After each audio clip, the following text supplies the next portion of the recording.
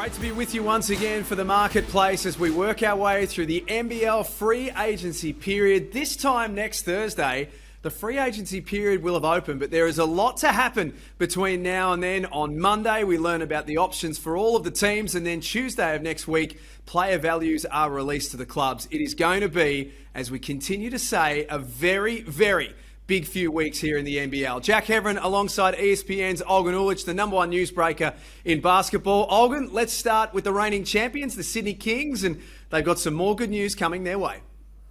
That's right. We opened the first marketplace with, the second episode of the marketplace with Jalen Galloway re-upping for 3 years. Now I'm told that Angus Glover has agreed to a 2-year deal to return to the Sydney Kings. Glover was their Championship Series hero, right? He was one of their most consistent players over the course of that series, coming off a career year as well, and he won't enter free agency. We sort of flagged this earlier in the week, but Glover won't hit free agency. He's come to terms on a 2-year deal to return to the Sydney Kings, and it's a deal that is mutually beneficial. I think Glover is coming off the best season of his career.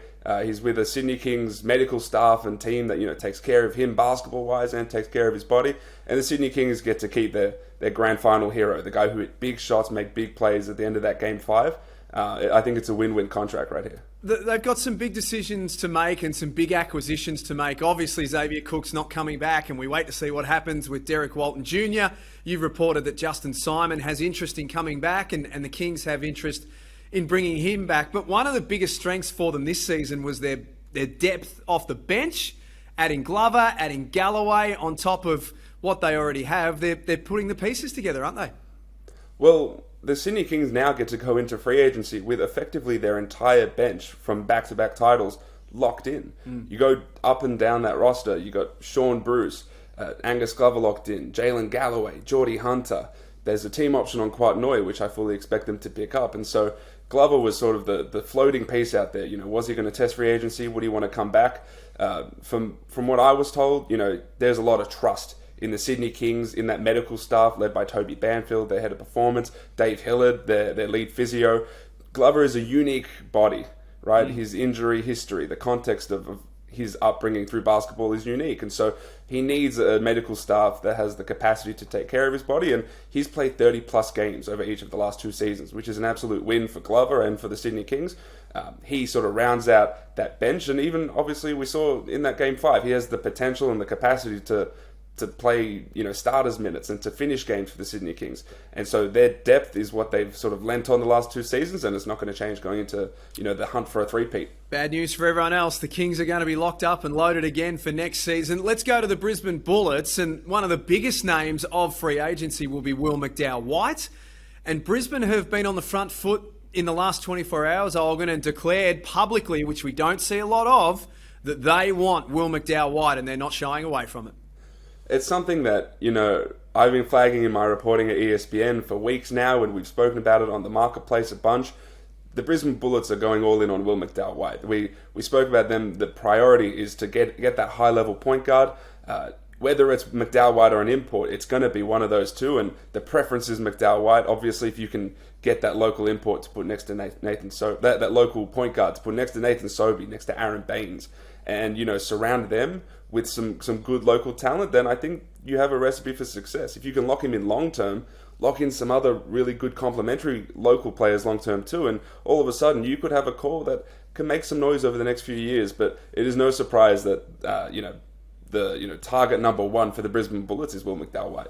But as you spoke about on Monday, he's going to take his time. Is that still the case? That is still the case. There's interest from obviously across the league. There's interest from Europe. There's an intent to try summer league, and if there's a potential NBA deal on the table, there's no real need for McDowell-White to rush into any sort of contract. He's going to head to LA and work out there and do his thing, and he will have his options. They're not going anywhere.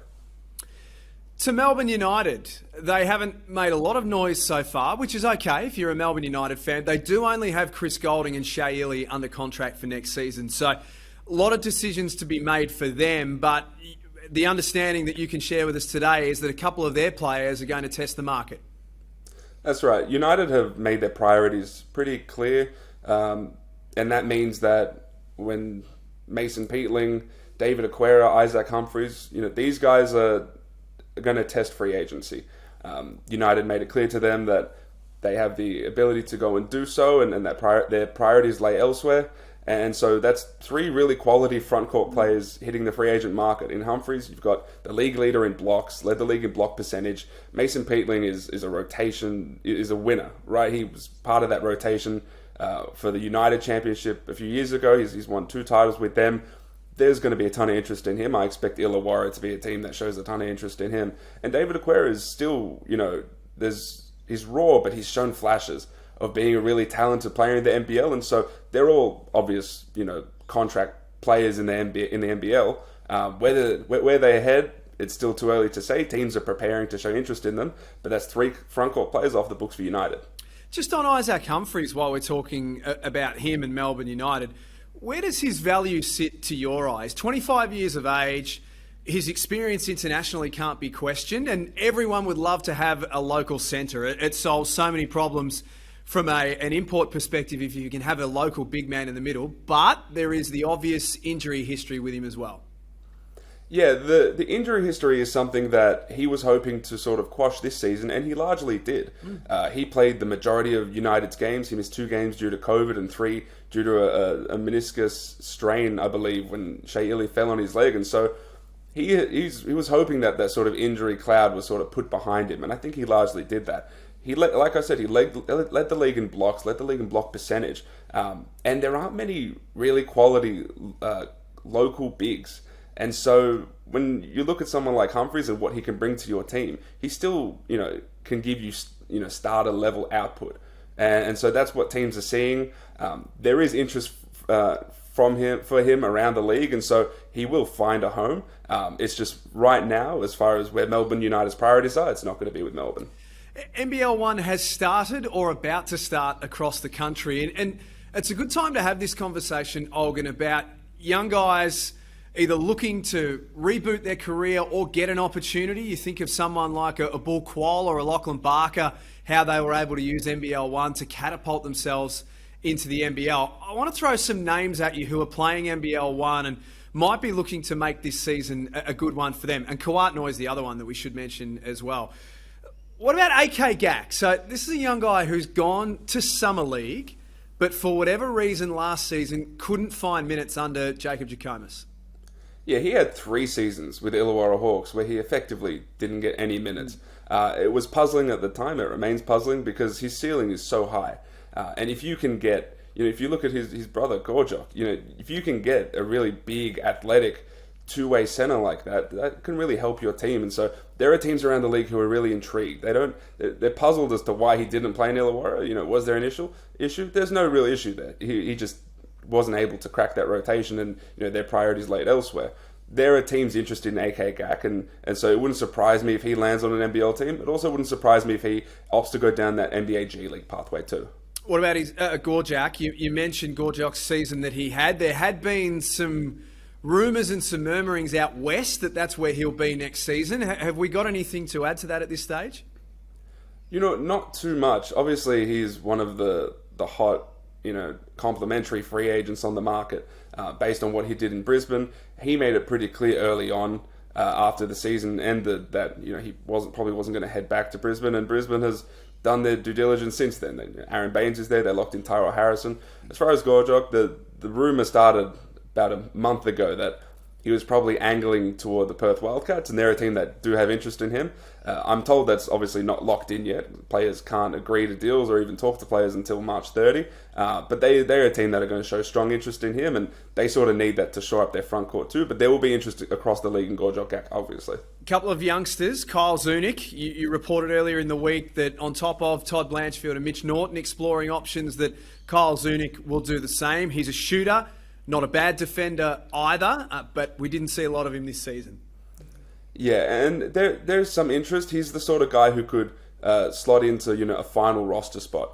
potentially. If he doesn't get that, he's probably one of those main guys that teams will look at as far as injury replacements and things like that. I think the big thing with him is that he's a good culture guy, and so teams are seeing that you can have him as your 11th man, and he's not going to cause any issues.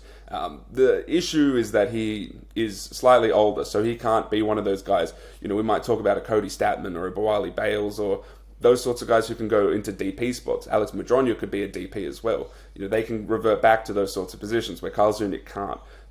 But there are teams out there who are showing slight interest in Zunic, but I wouldn't expect that to get done anytime soon. Usually teams wait until a little bit further down free agency to fill those final spots. You mentioned Cody Statman. I'm sure there would be some interest in him. Only signed a 1-year deal out of college, but came highly rated out of the college system as well. Where does he sit right now? Yeah, there's a sense from multiple teams across the league that I've spoken to that he's got a ton of potential, obviously, right? He came out of Virginia, 6'7", wing, can really shoot it, but he's just still got a bit of work to do, got a bit of time to put all those tools together. Like I said, he's one of those prime candidates to jump into a DP spot, and that doesn't always mean a demotion, right? We've seen DPs shine across the league, Sean McDonald, Isaac White, Mason Peatling back in the day, Luke Travers, right? That's not a demotion, and so there are teams who are interested in him, in signing him to a DP spot. Brisbane is one of those teams that if Cody doesn't find a home somewhere on a roster, there is a DP spot waiting for him there, so I expect that's the sort of avenue he'll go down. And one I want to throw at you before we finish is Dylan Stith, who has had experience in the league, has been playing really, really good minutes for the last couple of seasons in NBL 1. He's a good size. He's a beautiful athlete. Are some teams taking a look at him at the right price? Yeah, he's an interesting one. He was sort of a new entrant into NBL free agency because he just got his Australian citizenship in February. And so teams are intrigued at what he could bring. He was, I think he's twice been an injury replacement at Melbourne United. He's been playing NBL 1, like you said, and he's a forward who you can plug and play, and there is some interest in him. We talk about there being a lack of really quality local bigs. There just aren't that many of them. Dylan Stith is the sort of guy who can fill that 4 spot for a lot of teams, and there is interest in him from around the league. Things are really starting to hot up now. On Monday, March the 27th, we will know the options for each team, what they're doing, and that might create some more names for us to talk about as well. We're going to deep dive a little bit further on Monday at some of the teams and the type of player that they need to be landing during the free agency period. Olgun, as always, thank you very much, and we'll chat to you to start next week. Thanks, Jack. Thanks for being with us on The Marketplace. Can't wait to have your company again on Monday. A reminder that 9 a.m. on March the 30th, free agency is underway. We'll have it covered for you on The Marketplace.